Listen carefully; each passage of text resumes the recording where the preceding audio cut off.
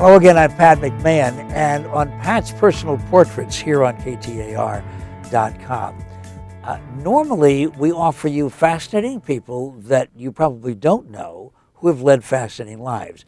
A little different during the holiday season because these are people that almost everybody knows, but you may not know about their Christmases.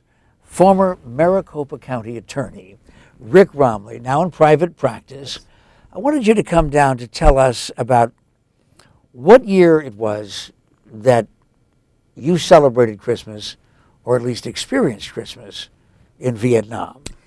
Well, it was 1968. That was the Christmas that I spent there.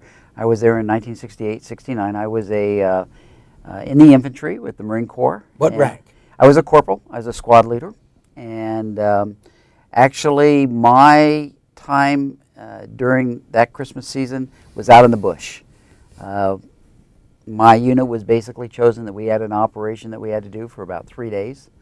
And so I was assigned to be out in the bush on Christmas Day, a day that you remember. I mean, you know, those individuals that are in combat theaters, you know, they're always thinking of home. I mean, their loved ones, their girlfriend. You know, you always think of going home and just, you know, and enjoying all those things that you don't have when you're in a combat situation. During the holidays, you think about it even more. Was it a day like any other day? Yeah, from an operational standpoint, we didn't really have any contact or anything such as that. But you were out in the bush and you go, oh my gosh, you know, you have to stay alert, and yet you're reflecting about home.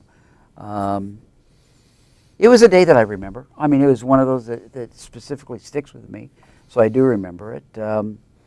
Yeah, it was a time when, you know, the brass were trying to take care of us. They worried about the morale of the troops. You know, we were there for a 13-month tour. But what are they going to do with you as a unit out in the Vietnam jungle on a combat assignment?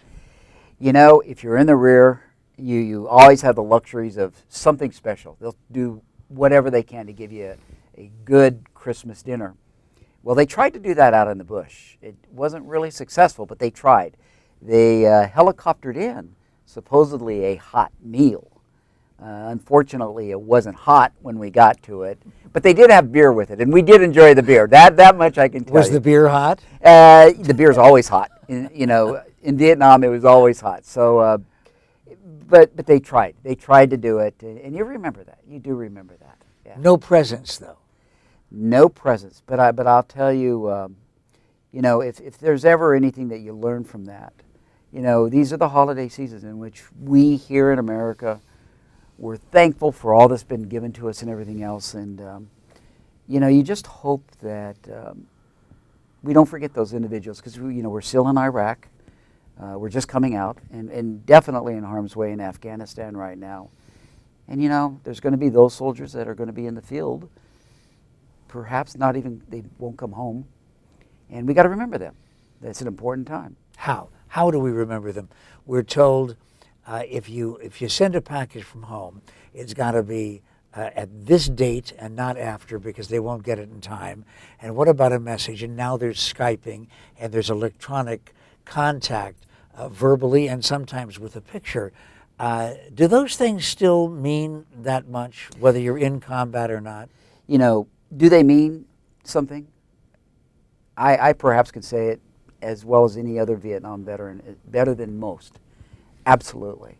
You know, those individuals that are in a combat situation, all they want to do is they want people to appreciate their sacrifices, what they're giving for this country. They've lost friends. They may shed their blood. They may give their life. You know, they just want to be recognized for that. You know, I was from Vietnam era in which we didn't get that. And I know how important that is. So I do ask the people to do something. I sit on the board of the American Red Cross. We have a program where, you know, you can just sign postcards, and we will assure that those cards will get to the troops in the field and stuff like that. It means more than you can even imagine. We can't forget them. We can't forget them. Well, it's a Christian holiday that we're talking about as far as Christmas is concerned. Hanukkah time, of course, this still is a period of time when so many people are celebrating so many different winter season holidays, many of them religious. Do you believe that there's no such thing as an atheist in a foxhole? I think you're probably right on that. Anybody that's been in true combat, there is that time in which you may have been an atheist, but you pray that there is a God out there. I mean, because you maybe meeting your maker. You really may be. So, yeah, I do believe that. I thank you for your service, Rick Romley, not just in the service of the country as a U.S. Marine, but also your service to this state, and also for being here today to share some Christmas memories. By the way, on the subject of sharing, as long as you're here on Pat's Personal Portrait, what a wonderful opportunity this would be for you to stop and think about your opportunity to share something that would be life-changing for so many of those veterans coming back. Give a vet a job. This is Pat's Personal Portrait on KTAR.com.